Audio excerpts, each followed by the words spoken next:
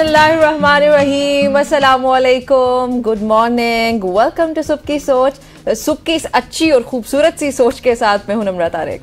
Good morning ji, welcome to सुबह की सोच और आपको खुश आमदीद कहते हैं। आप जहां पे भी इस वक्त हमें देख रहे हैं, हम उम्मीद करते हैं कि आप अच्छे से होंगे, सेहत आपकी ठीक होगी और खुशगवार मूड में आप हमें देख रहे होंगे, चाहे आप जहां पे भी हमें देख रहे हों। और सुबह की सोच का मकसद भी होता है कि आपके चेहरों पे हमने एक दफा फिर मुस्कुराहट लेकर आनी है, मुस्कुराहट लेके आनी है।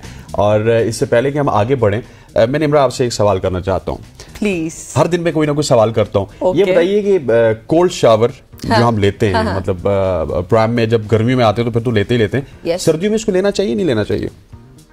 पर्सनली व्हाट आई बिलीव इसके लेना मुमकिन नहीं होता आपके लिए। तो ठंड इतनी ज्यादा होती है, मतलब गर्म पानी से भी बंदा 500 बार पहले सोचता है। लेकिन ऐसी तहकीकात मुझे ये बताइए कि ये सर्दियों के करीब क्यों आती हैं? अब सर्दियों के करीब मैं अभी बाहर बैठा हुआ था, मैंने एक फैक्ट पढ़ा, लोग वो चीज से पीछे हटना शुरू हो जाते हैं ना। अब ठंडे पानी से जल्दी जल्दी कोई भी नहीं नहाएगा, इसलिए रिसर्च जो होती है वो उनको गाइड करती है कि भाई for example cold shower is very healthy by the way. आप फर्म रहें, आप जो है वो रोज कोल्ड शावर लेके आए और इसके 9 फवायद हैं। 9 फवायद मैं आपको गिनवा देता हूँ। ये सबसे पहले आपका जो स्ट्रेस लेवल है उसको रिड्यूस करती है। उसके बाद आपका जो इम्यूनिटी सिस्टम है उसको बूस्ट करती है। फिर विल पावर को बड़ा स्ट्रॉन्ग करता है जो आपका कोल्ड शावर होता है। एग्जैक्टली। और आपके लिए स्किन हेल्थ के लिए बहुत जरूरी है। स्किन हेल्थ के लिए हमारी खवातीन बहुत ज्यादा कंसर्न होती हैं। आइसिंग सुबह उठ के करती हैं खवातीन, उससे ये होता है कि वो पोर्स वगैरह का जो बहुत, खैर वो अभी यहाँ पे टॉपिक नहीं है, लेकिन ये है कि आइसिंग बहुत हेल्थी होती है। तो जाहिर है कोल्ड शावर्स जो है बिल्कुल ऐसी है। इसके अलावा जी ये मसल रिकवरी के लिए बहुत अच्छा होता है, वेट लॉस के लिए बहुत अच्छा होता है, आपकी हेल्दी ब्रीदिंग के लिए बहुत अच्छा होता है, हेल्दी हेयर्स के लिए बहुत अच्छा होता है और सबसे बढ़ के निम्रा ये आपका जो डिप्रेशन है उसको रिड्यूस करता है। सो आज आप भी इरादा कीजिए, पूरे पाकिस्तान से हम इरादा करवाते हैं कि अब हमने सर्दियों में भी कोल्ड शावर के साथ आना है, कोल्ड शावर लेके आना है ताकि ये तमाम बीमारियां हमसे दूर रहें। हाँ ठीक है, आई नीड हेल्थी हेयर और healthy skin as well, and no depression and healthy skin as well and good immunity. So there is 3-4 points Nimra need. So आपको भी कुछ ना कुछ पॉइंट्स इसमें चाहिए होंगे, इसके लिए आपको रोज कोल्ड शावर के साथ नहाना है। चलें जी, thank you for the research जो आपने तो खैर नहीं की, लेकिन for sharing the research. Exactly, ठीक हो गया। अच्छा, फिर आगे बढ़ते हैं, कुछ बाकी भी देखते हैं पाकिस्तानी सियासत में क्या हो रहा है, दीगर क्या खबरें चल रही हैं जी। सबसे पहले कुछ शॉर्ट स्टोरीज है हमारे पास, आपके साथ वो शेयर करते चलें। वजीर आला मरियम नवाज, वजीर आला पंजाब मरियम नवाज शरीफ साहिबा जो हैं, उन्होंने ख्वातीन के लिए ट्रांसपोर्ट प्रोग्राम का आगाज किया जिसके तहत 76 बसेस लड़कियों के कॉलेजेस में फराहम की गई हैं। पहला जो इसका मरहला है, पहले फेज में 19 बसें जो हैं वो बक्कर, सियालकोट और हासिलपुर जैसे इलाकों में कॉलेजेस को दी गई हैं। और ये जो मंसूबा है, जो प्रोजेक्ट है मरियम साहिबा का, ये 2 मजीद मराहिल में अप्रैल 2025 तक इसको तोसी दी जाएगी। और मरियम नवाज ने जो बसेज है उनका मुआयना भी किया और एयर कंडीशन बसेस में इजाफा करने पर उन्होंने गौर किया कि ऑब्वियसली वैसे ये तो इलाके जो है ना, जैसे मैंने बक्कर वगैरह कहा और दीगर इस तरह के इलाके, गर्मी भी बहुत ज़्यादा होती है, तो एसी बहुत इंपॉर्टेंट होता है। एयर कंडीशन बसेस सबसे ज़्यादा ज़रूरी होती है वहाँ पे। खैर अच्छा प्रोजेक्ट है, देखते हैं फिर अप्रैल तक किस तरह पूरा होता है। आपने जिक्र किया बक्कर का, हासिलपुर का, फिर सियालकोट का, इन इलाकों में आपको एयर कंडीशन बसेस की जरूरत होती है। लेकिन निम्रा ये बहुत अच्छा है कि हम पंजाब गवर्नमेंट की जानिब से देख रहे हैं कि वो खवातीन के लिए बहुत कुछ कर रहे हैं। पहले खवातीन तलबा की बात कीजिए, उनके लिए उन्होंने बहुत कुछ किया। अब खवातीन के लिए उन्होंने 76 बसेस का मजीद इजाफा किया और जिस तरह आपने बताया कि अप्रैल 2025 तक इन बसेस में और इजाफा किया जाएगा और इस सिस्टम को और बढ़ाया जाएगा। तो डेट्स ग्रेट। खवातीन की एम्पावरमेंट के लिए मरियम नवाज जो काम कर रही हैं वो बेहतर है। और मेरा ख्याल है कि मरियम नवाज खुद भी एक खातून है, तो इस वजह से बहुत ज़्यादा हमें इस तरह की खबरें मरियम नवाज की जानिब से देखने को मिलती हैं। आगे बढ़ते हैं, आगे एक ऐसी खबर है जिसको आप सुन के हैरान रह जाएंगे। डॉक्टर जाकिर नाइक ने यूट्यूब के मोनेटाइजेशन प्रोग्राम को हराम करार दे दिया। उन्होंने कहा कि इश्तिहारों पर कंट्रोल बहुत मुश्किल है, खास तौर पे वहां पे खवातीन आती हैं, मौसीकी के इश्तिहारात चलते हैं और उनका यह भी कहना था कि एक इश्तिहार पे आप कंट्रोल कर सकते हैं, वो इश्तिहार है आपका शराब का। शराब के इश्तिहार को तो आप कंट्रोल कर सकते हैं, लेकिन खवातीन के ऊपर आप कंट्रोल नहीं कर सकते। नाजुक लिबास वाली खवातीन के इश्तिहार के ऊपर आप कंट्रोल नहीं कर सकते। इस वजह से आप यूट्यूब से जो भी कमाते हैं वो हराम है। इसको एक्सप्लेन करते हुए निम्रा उन्होंने ये कहा कि अब जो मेरी वीडियो है, मेरा जो चैनल है, उसमें मिलियंस ऑफ फॉलोअर्स हैं, लेकिन मेरे व्यूज नहीं आते। पाकिस्तान में आके थोड़े से बूस्ट हुए क्योंकि मैं रिस्ट्रिक्टेड हूं यूट्यूब पे, लेकिन जब मेरी ही वीडियोस आप लगाएंगे या कोई और लगाएगा तो उसमें मेरे साथ ऐश्वर्या राय को जोड़ दिया जाएगा। ऐश्वर्या राय की पिक्चर को सामने रख के जी डॉक्टर जाकिर नाइक ने ऐश्वर्या राय को क्या कह दिया, डॉक्टर जाकिर नाइक ने फलां को क्या कह दिया, एग्जैक्टली वो थंबनेल्स को देख के अट्रैक्ट हो जाते हैं। वो खवातीन की पिक्चर के हवाले से कह रहे थे कि खवातीन की पिक्चर को मेरे साथ जोड़ दिया जाता है, उसके ऊपर मिलियंस के व्यूज मिलते हैं, लेकिन मेरी अपनी वीडियो के ऊपर 200, 400, 500 के मैक्सिमम व्यूज आते हैं। वो ये भी कह रहे थे कि मैंने पूरी दुनिया में लोगों को अलाउ किया हुआ है, अगर उन्होंने हराम कमाना है मेरी वीडियो से वो जरूर कमाएं, क्योंकि जब मैं कॉपीराइट करूंगा तो वो सारे के सारे पैसे मेरे अकाउंट में आ जाएंगे। इस वजह से वो कॉपीराइट की तरफ भी नहीं जा रहे। लेकिन पाकिस्तानियों के लिए, पाकिस्तान के जो यूट्यूबर्स हैं उनके हवाले से मेरा ख्याल है डॉक्टर जाकिर नाइक ने एक और नया रुख दे दिया इस तमाम तर डिस्कशन को कि ये तमाम तर जो आप पैसा कमाते हैं यूट्यूब से ये हराम है, और ये हराम अब मेरा ख्याल है कि डॉक्टर जाकिर नाइक ने कहा तो उन्होंने बहुत कुछ सोच के कहा होगा, और वो आजकल पाकिस्तान में आके ना बहुत ज्यादा क्लैरिफिकेशन भी दे रहे हैं। वो आपने देखा होगा पाकिस्तान में आके वो बहुत ज्यादा क्लैरिफिकेशन भी दे रहे हैं। पिछले दिनों जो उन्होंने लड़कियों को वो मेरे ख्याल है तहफ देने थे वो नहीं दिए, उसकी क्लैरिफिकेशन दी। उन्होंने कहा कि इंडिया में मेरा एहतराम किया जाता है कि मिसअंडरस्टैंड किया जा रहा है। बहुत सारे हमारे कम्युनिटी के जो लिबरल्स हैं या दीगर कुछ ऐसे लोग हैं उनकी जानिब से भी मुख्तलिफ किस्म की आरा हमारे सामने आ रही है, लेकिन we personally would not say anything, क्योंकि वो एक इस्लामिक स्कॉलर है और वो दीन की जब बात करते हैं तो ऑब्वियसली मुस्तनद बात करते हैं। बनता भी जी मैं वही कह रही हूँ कि वो दीन जानते हैं, वो दीन 12 लाख लोगों ने निमरा उनके हाथ में इस्लाम कबूल किया, और आप कैसे उनके हवाले से बात कर सकते हैं? मुस्तनद बात करते हैं। तो यहाँ पे जो हमारी सोसाइटी में उनको टारगेट किया जा रहा है इस वक्त कि किसने उनको बुलाया, वो स्टेट गेस्ट कैसे हैं, मेरे ख्याल में ये बहस तो बनती ही नहीं है। आप एक अपने लिबरलिज्म में आके एक इस्लामिक स्कॉलर, वो भी इतना मुस्तनद स्कॉलर जिसको अल्लाह ताला ने इतनी तौफीक दी कि वो इतने सारे लोगों को मुसलमान कर सके गैर मुस्लिम, उसको इस तरह टारगेट करना, और खास तौर पे जहां पे आपके मुल्क का नाम ही इस्लामी जमहूरिया पाकिस्तान है तो कोई इस्लाम की बात करते हैं आप उसको टारगेट करने लग गए।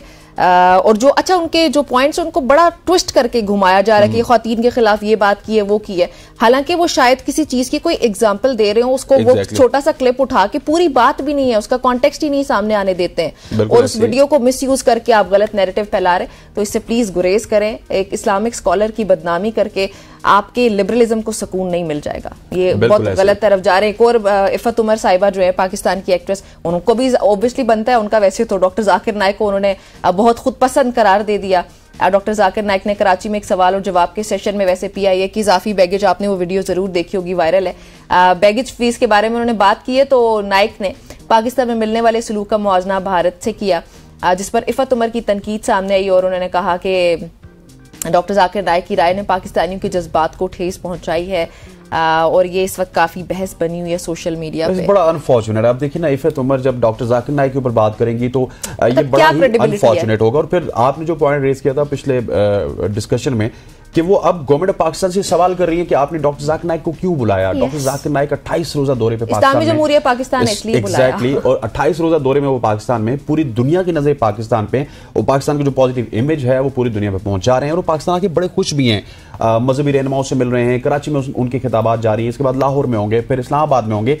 लेकिन अनफॉर्चुनेट है, कल भी आप दिखा रही थी एक स्टोरी हमारी एक एंकर की, उनका नाम नहीं लेना चाहूंगा, वो बहुत ज्यादा तनकीद करती हुई हमें नजर आई जाकिर नाइक के ऊपर। तो लिबरल जो हमारा सेक्टर है वो इस वक्त तनकीद कर रहा है डॉक्टर जाकिर नाइक के ऊपर, कुछ करने को नहीं है ना, क्योंकि बेजा तनकीद है, क्योंकि ख्वातीन के राइट्स की बात डॉक्टर जाकिर नाइक जो इस्लाम के मुताबिक कर सकते हैं, आई डोंट थिंक सो कि वो औरत मार्च वाली कम्युनिटी कर सकती है। डॉक्टर बोल रही हूँ इफ़त साहिबा तो हमें वैसे काफी एक्टिव दिखाई देती है व्हेन इट कम्स टू औरत मार्च एंड वुमेन राइट्स।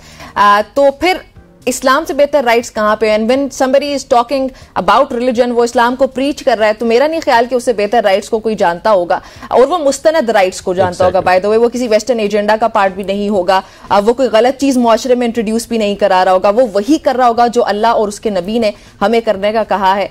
तो डॉक्टर जाकिर नाइक के साथ इस वक्त जो लिबरल कम्युनिटी पाकिस्तान में कर रही है, हम उसको कंडेम करते हैं, हम उसको बिल्कुल सपोर्ट नहीं करते, और आपको भी ये अवेयरनेस दे रहे हैं। इस वक्त ये वीडियो जो आप लोग जरूर देखेंगे, हमारा ये शो इस वक्त आप देख रहे हैं, तो यहाँ पे ये कहने का मकसद ये है कि आप ट्रोल कैसे कर सकते हैं ये किसी इस्लामिक स्कॉलर को? आप आप अगर नहीं भी रखते हैं, आपके ओपिनियंस अलग है, तो just keep them with you. आप पब्लिक प्लेटफॉर्म्स पे जहां पे आपके पास इतना इन्फ्लुएंस अथॉरिटी है, आप वहां पे आके स्टेट लेवल पे जाके किसी बंदे को इस तरह डिसरिस्पेक्ट कर रहे हैं, देन यू से कि आप बहुत ह्यूमन राइट्स का ख्याल रखते हैं।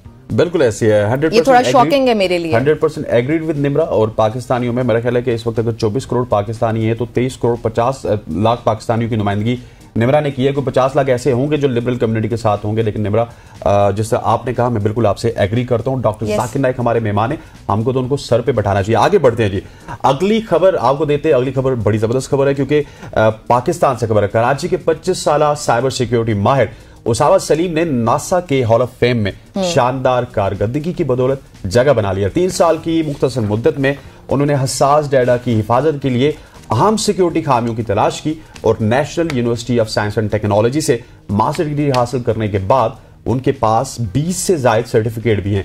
माइक्रोसॉफ्ट की जानिब से 2023 और 2024 में सेंट्रल ब्लैक बेल्ट के एजाज से नवाजा जाने वाला पाकिस्तान की आईटी की दुनिया का एक बहुत बड़ा नाम है और साइबर सिक्योरिटी माहिरीन के लिए एक मिसाल बनते जा रहे हैं। और जब से ये मेरे ख्याल है कि आईटी की दुनिया में हम आगे आए तो मेरे ख्याल है कि इस तरह के लोग हमारी आईटी के लिए, हमारी एआई के लिए बहुत ज्यादा रोशन सितारे हैं, क्योंकि हमने आईटी की दुनिया में अब आगे आना है और भारत को हमने मेरा ख्याल है कि आईटी में भी शिकस्त देनी है जिस तरह से पहले देते आ रहे हैं। लेकिन पाकिस्तान को बहुत सारे शोबों में आगे जाने की जरूरत है। आईटी हो गया या दीगर शोबे, हमारे जो नेबरिंग कंट्रीज हैं वो बड़ा अच्छा काम कर रहे हैं हर एक शोबे में। तो पाकिस्तान थोड़ा सा पीछे कहीं पे है, हम डिस्करेज नहीं कर रहे, लेकिन ये है कि हमें गियरअप होना पड़ेगा। हाँ, इस तरह की न्यूज आनी चाहिए। अच्छी खबर है, अच्छी खबर है। एक और भी अच्छी खबर है, एक और अच्छी खबर है, एक और अच्छी खबर है, वो भी मैं ही पढ़ देता हूँ, मैं ही बता देता हूँ, मैं ही सबको उससे आगाह कर देता हूँ। पाकिस्तान की मैविश अली ने स्वीडन में नॉर्डिक जूनियर ओपन चैंपियनशिप जीत ली। अच्छा, नॉर्डिक जूनियर ओपन चैंपियनशिप क्या होती है?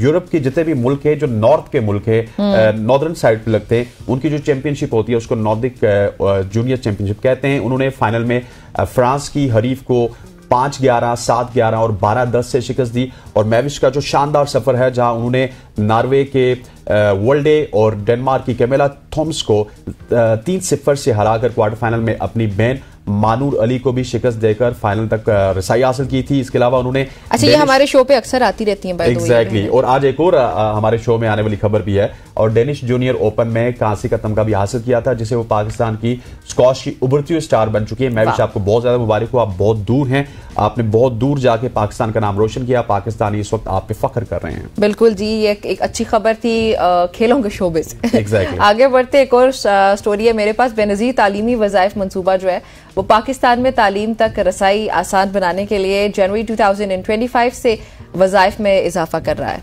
थोड़ी अच्छी सी खबर हो गई। ये प्रोग्राम जो है वो 6 मिलियन से ज्यादा तलबा की मदद करेगा। हसनैन, ये मेरे ख्याल में बहुत बड़ा नंबर है, मतलब बेहतर है कि चले। बिल्कुल 60 लाख। और जो ज़रूरतमंद ख़ानदान है उसमें इसका जो मकसद है वो ये कि उनको तालीम हासिल करना आसान हो सके। जो वालिदैन है वो प्राइमरी तालीम के लिए 2000 रुपये, अगर सेकेंडरी है तो उसके लिए 3000 रुपये और हायर सेकेंडरी के लिए 3500 रुपये दिए जाएंगे। और इसके अलावा जो बच्चे हैं, बच्चों के प्राइमरी तालीम मुकम्मल करने पर 3000 रुपये भी मिलेंगे। और वालिदैन को बेनज़ीर इनकम सपोर्ट प्रोग्राम में रजिस्टर्ड होना होगा ताकि वो सहूलत के अहल हो सकें।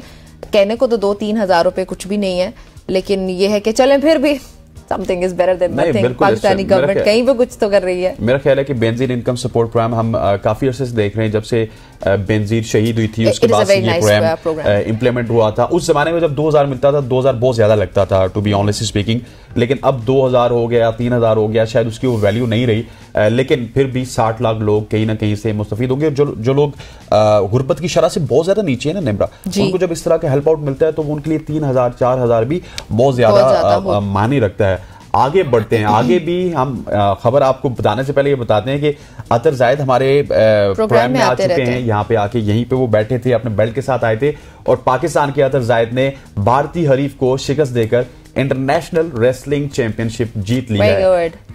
और यहीं पे हमारे प्रोग्राम में वो बैठ के कह के गए थे कि मैं भारत जा रहा हूं, बल्कि न्यूट्रल वेन्यू की बात कर रहे थे, वहां पे जा रहा हूं, वहां पे जाके भारतीय रेसलर को शिकस्त दूंगा। अगर बात की जाए तो उन्होंने भारतीय रेसलर सिंघम दुबे को शिकस्त देकर कामयाबी हासिल की। अतर ने अपनी महारत और अज़म का मुजाहरा करते हुए इस अज़म का इजहार किया, और उन्होंने कहा कि आगे भी जाके वो अपनी फतवात से पाकिस्तान के जो 25 करोड़ अवाम है उनका नाम रोशन करेंगे, और मैं बैनुल अक़वामी चैंपियनशिप का टाइटल घर लेके आ रहा हूं। अतर जायद की कामयाबी उनकी पहली फाइट और डाइट चैंपियनशिप में फतह के बाद मुमकिन हुई। साबिक WWE स्टार की तरबियत की बदौलत उन्होंने ये कामयाबी हासिल की और इस कामयाबी को पाकिस्तान के नाम किया। अरे वाह! और मेरे ख्याल में अथर को फिर बुला लेना चाहिए अपने शो पे, उनको इंटरव्यू करते हैं, देखते हैं कि उन्होंने ये जो कंपटीशन है वो आएंगे भी बल्कि हमारे शो पे। So I am excited this time. लेकिन चलें, अतर को तो हम बुलाएंगे ही बुलाएंगे, उससे आपकी मुलाकात करवाएंगे और जानेंगे कि उनका ये वाला जो कंपटीशन है भारतीय हरीफ के खिलाफ कैसा रहा। मेरे ख्याल में तो बहुत ही बेहतरीन रहा। लेकिन एक अभी गाना सुन लेते हैं, मेरे ख्याल में एक गाना है बड़े मजेदार किस्म का, वो मिलके सुनते हैं।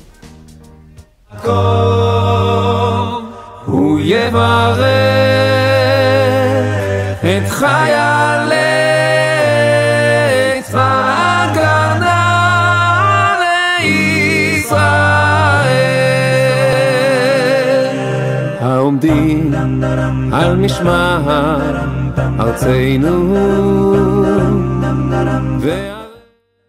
चलें जी, ये गाना है जी, मिस्री कॉमेडियन है बासिम राफित, मोहम्मद यूसुफ इनका नाम है और सुडानी फिल्म मेकर है एक अमजद अल नूर।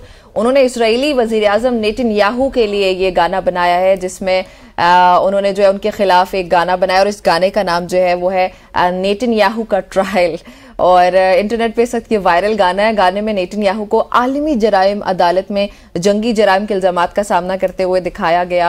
अदालत में मौजूद जो अफराद हैं वो फ्री गजा, फ्री फलस्तीन के बैनर्स उठाए खड़े हैं, जबकि नेतन्याहू खामोशी से बैठे हैं। और वीडियो में बैठे हैं, क्यों बोल रही हूँ मैं इतनी इज्जत से वैसे। और जो इसमें अमरीकी अदालत है पैसों और ताकत का इस्तेमाल करते हुए नेतन्याहू की हिमायत करती हुई दिखाई गई है। और जो गाने की बुनियादी वजह बनी वायरल होने की भी, ये जो तख्लीक है कॉम्पोजिशन नेतन्याहू के इंसानी हुकूक की खिलाफ वर्जियों पर एक बहुत बड़ा सवाल है। और देखिए आप कितने मजे के इन्होंने ना वो उसको किया है, जो फिल्म साज है, हाँ फिल्म साज जो है उसने बड़े क्रिएटिवली बड़े खूबसूरत अंदाज में उसको बनाया। नेतन्याहू आपको बिल्कुल ढिठाई के साथ बैठा दिखाई दे रहा है, जहाँ पे लोग बिल्कुल ऐसे ही शोर कर रहे हैं कि भाई आपने जब ये स्टोरी बता दी तो उसके बाद अगली स्टोरी बिल्कुल हम नहीं बताएंगे, उसके लिए इंतजार करना पड़ेगा। इतनी खूबसूरत स्टोरी आपने बता दी। यहाँ पर वक्त हो जाता है एक शॉर्ट सी कमर्शियल ब्रेक, आप ब्रेक लेते हैं, वापस आते हैं। Stay with us.